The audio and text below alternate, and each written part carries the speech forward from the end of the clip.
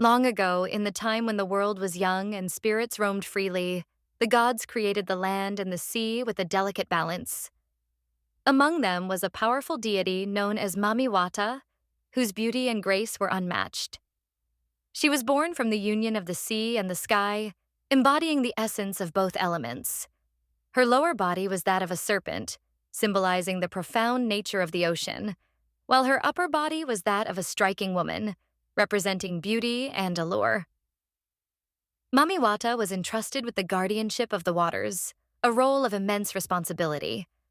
Her primary duty was to ensure that the sea remained a place of life and abundance, but also of caution and respect. Her presence was both a blessing and a warning.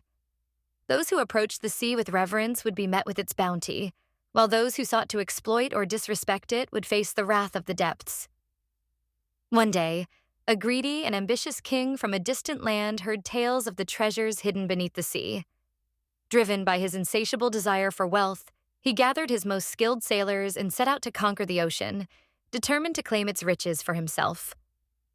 Ignoring the warnings of the local people, he ventured into Mami Wata's domain, believing he could tame and control what was not his to possess. As the king's ships approached, the sea grew turbulent, responding to the intrusion. Mami Wata emerged from the depths, her eyes glowing with the intensity of a storm.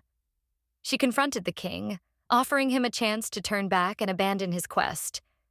But the king, blinded by his greed, refused her offer, believing he could overpower her. So the king ordered his men to capture Mami Wata. With great effort, they ensnared her in a powerful net and dragged her from the water onto the boat. As she remained out of the water, her divine beauty began to fade. Her once lustrous hair turned into matted seaweed, and her radiant skin decayed into a putrid hue. Her eyes, once sparkling with the light of the ocean, grew dark and fierce. Tortured by the king's demands for the treasure's location, Mami Wata's anger grew. The more her condition worsened, the more her rage intensified. With her patience exhausted, she unleashed her wrath upon the king's fleet. The sea erupted in a storm of unprecedented fury. Waves surged violently, winds howled, creating a maelstrom that engulfed the ships. The king and his sailors, caught in the storm's force, were helpless against its power. Their grand vessels were torn apart, and the sea claimed them in its depths. The king and his crew were swallowed by the churning waters, their screams lost amid the storm's roar.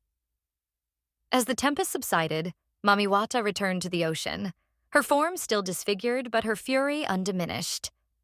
Her tale became a dark legend, warning all who sought to exploit or disrespect the waters of the dire consequences that awaited them.